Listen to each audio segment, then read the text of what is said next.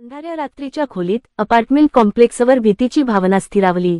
कित्येक आठवड्यांपासून लोक अदृश्य होत होते। एका अदृश्य शक्तीने त्यांना अंधारात ओढले होते।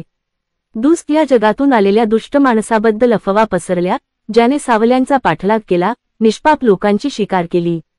हिंदू रिव्हेंजर्स, शूर योद्ध्यांची एक टीम, दहशतवादाचा अंत करण्यासाठी बोलावण्यात आले होते। अपार्टमेंट कॉम्प्लेक्सनेच दुष्टाचा सामना करणाऱ्या योद्ध्याची निवड केली होती। दैवी शक्तींसह हिंदू रिव्हेंजर विश्वनाथ उंच उभा होता, त्याची केशरी केप वाऱ्यावर फडफडत होती। तो देवांच्या शक्तीचा उपयोग करू शकत होता।